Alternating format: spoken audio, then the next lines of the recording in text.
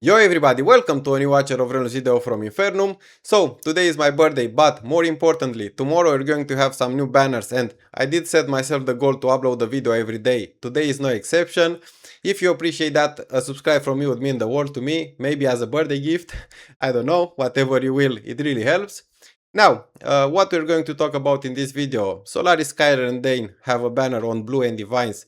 We are going to compare it with the existing banner on Blue and Divines, which is Ivor, and put it into more perspective for the banners that we are going to have next week, which is Bayek, and 10 days after that we're going to have another limited, which I'm going to discuss about in this video, so you really should get the idea what you should summon and what you should summon, what you should not summon on. Now, for the ancients, we're basically going to do the same. We have Cyrus and Kane. We're going to compare it with the existing ancient banner. We're going to put it in some perspective regarding the Etsio banner and the next Dark Etsio banner that's going to be 10 days after this one. With that being said, let's get right into it. So, first things first, let's talk about the Solaris Skyre Dane banner. Should you summon on this one? Well, to answer your question, we're going to look at the current banners and the banners that we are going to have after this one. So, currently we have Ivor. If you picked your Ivor or if you picked like the desired number of copies of her, okay, maybe you could summon on this one. But before that you have to wonder, well, what about the next banners? Now, we do have Bayek starting next week, and he's a physical AoE marksman. Honestly, he's not the most groundbreaking meta unit and so on, but if you do not pick him up in this event, you are not going to be able to pick it up again unless they run this specific event. He's not going to be available, as for example Lady Mina is not available when they run the pick your limited banner, so it's extremely important to pick up a Bayek copy regardless of the hero. And I'm not saying the hero is bad, he's not great, but he's also not bad. You should pick a copy of him at least. Now, if you have enough summons for Bayek, okay, maybe you should summon on this one, because you do have enough for Bayek, you do have some extras for this one. No? Well, not really. Because after Bayek finishes in 10 days, we're going to have another banner. That banner is going to be Ivy or Evie, I don't know how to spell her name exactly. There is not a lot of information out there, so there is not an official information what I'm going to tell you, but it seems that she's going to be like the air version of Xena. She's going to have a lot of burst damage on deployment, so she seems a pretty cool unit. Maybe they will make some content where she will be absolutely required or not. We don't really know about that. We don't really know for sure how good she is. There have been not done tests on her, so yeah, this is just speculation and unofficial thing, so to speak. So we do have quite a lot of requirements. Now, should you summon on Solaris Skyre Dane? In my opinion, absolutely not, because we do have quite a lot of units being released, and we're going to need a lot of blue crystals and divines, possibly. If you don't get lucky on blue crystals, or if you don't have enough, maybe you can get lucky on divines. But regardless, Solaris Skyre is not a great unit. He is let's put it this way, invisible, so to speak. He was released a while ago with Janus, I think, and for Janus we did see her in some codexes. She did make some top of the leaderboard things and so on, so she was a good unit, but him, I haven't seen him used absolutely anywhere.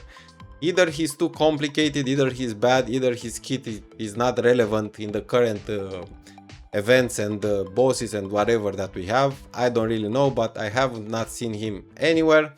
Maybe in the future we will have some content which will require him, but as it stands, I don't think you should summon at all for him. Now, the big one is Dane. This guy is like really annoying because and this comes from an A5 Dane owner, so to speak. I do have him at A5. He is kinda good in some situation in GVG, but I don't know, it's really specific to make him work, and sometimes he's good and sometimes not so much, and he kind of works but he doesn't, so he's not like a meta unit in GVG, he's not like groundbreaking, but there are some particular teams you can really make work with him, and it's really tricky to recommend you if you should summon or not for Dane. in my opinion, you shouldn't unless you have like a tons of summons. And here I'm talking about, I don't know, 100 plus thousand diamonds and couple of thousands of blue crystals. Maybe if you're like that rich, okay man, go for him, go for your A5 Dane. But as it stands, I don't find the justification to summon for him. He's not like the most meta unit in GVG. He can make some teams work, and he can be really annoying in some particular compositions, but it's not a good enough justification for me to recommend him. Now let's move on to the next banner, which is the Cyrus and Kane banner. So for Ancients, Cyrus and Kane, honestly, we don't even need to look at the existing banner. You should not summon on this banner. Let's be realistic. We do have Cassandra running for another couple of days until Sunday. So if you must summon on something, if that's mandatory for you, go summon on Cassandra's banner. Cyrus, even if you don't own him, he's not good anymore, and don't even think about his awakening. Like, his awakenings are just a cosmetic thing. Like, look at his A5, upon death or retreat summons one skeleton fighter. So this is one of those little skeletons that he just places that can literally be one shot by anything. Like, it's just a cosmetic awakening, so don't worry about awakenings on him. Even if you are early game, I think there are other banners which are more importantly than getting your Cyrus. Even if you don't have an Esoteric Lord, he's not good at all. For sure, situationally, he might find some use, but overall, I think I would be happy to pull like him randomly off banner or something, then summon for him specifically on this one. Considering we do have top tier units like Cassandra running, we're going to have other units which we're going to talk about in a second, so I don't think you should summon for Cyrus. What about Kane then? Well, Kane, it's similarly to Dane. Like, he's an annoying one because there are certain times when he's like absolutely required. If when we had the Apex Arena event, he was absolutely required for the most meta team. Sometimes he kind of creeps his way into like top part of the content of the game, and he really makes it work really well. But overall, I do think that you should not summon for him because he's too, I don't know, it's a little bit of wishful thinking to just assume that at some point he will be best. Maybe he will, maybe he won't. But the thing is with Kane, again, he's like a unit that maybe you would like to pick off banner, and that's just it. Or I don't know. I don't think it's justified to summon for him. Currently in the game, he's not required or specific to any part of the content, so don't worry too much about him. Now, for blues, I explained the next week's banner, so I'm going to do the same for Ancients. So for Ancients, we're going to have Etsio, and this is really important. Should you summon for Etsio that we're going to have next week? Well, absolutely not, in my opinion. We do get him A1 for free, and I think the Ancients are better invested either in Cassandra, either in the banner that we're going to have after his banner is finished. So 9th of September his banner will finish. I think on 10th and 11th September we're going to have Dark Etsio. So regardless how reckless you are with the Ancients, you should not summon on his banner. If you will to summon, if you want to summon more on Cassandra. She is quite good. I still don't think she has a place, at least doesn't seem to have a place in the most let's say endgame types of content like Arena and GVG. From my testing, I do have an A3 Cassandra. She's nothing that insane.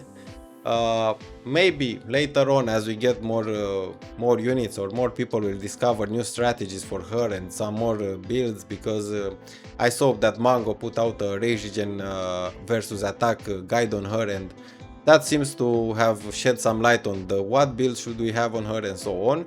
Maybe she will become more and more relevant. As it is, currently she's only helpful in the codex, in the Alistar codex, and she's basically not required anywhere else, but for sure she will be required in future content, so make sure you pick some copies of her. 1, 2, how many you can afford, right? And how many can you afford? Well, if you don't have to summon for Dark Etsio, the next banner after this one is going to be Dark Etsio. A copy on that one is absolutely mandatory. So first things first, you should make sure you have 90 enchants for that one to pick up the guaranteed. If you have more, it's your decision what you want to summon on. I honestly think Cassandra is really good. For Dark Etsio, we do not have a lot of information. From what I've seen in the Discord, it doesn't seem that he's particularly that crazy. He seems quite good, but his awakenings, as far as I understood, are not the most crazy thing. So maybe if you have extras, you can summon on Cassandra. Maybe you think Dark Etsio is going to be really good, so you're going to save your summons for that. But that's basically all the information that we have at the moment. And in the end, it's up to you. It's a gamble if you wish to summon for Cassandra. If you wish to save for Dark Etsio, it's a gamble. You might summon more for her and then regret it and be like, well, he's so good and I summoned for Cassandra.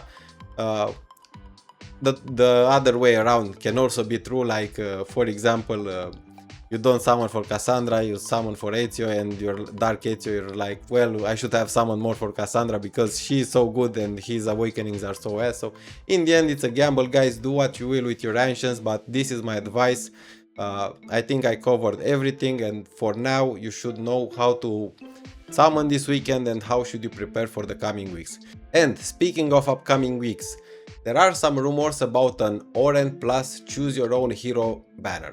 We do not know when this is going to be. Maybe he's going to run in parallel with the Ezio banner. Maybe it's going to run in parallel with the Dark Ezio banner. We don't know when this is going to happen or if it's going to happen at all. This is unofficial information, so take that with a grain of salt if you will. But I think that you should be really careful on this one, because if you're lacking important ancients in ancient units, such as Gretchen, such as Khadgrim, things like that, maybe you really want to save your summons, regardless how good Cassandra is. Maybe you want to save your summons for that one, and maybe pick your Dark Ezio copy or whatnot, and then do some pity manipulation to trigger the Lord Pity on the Oren banner.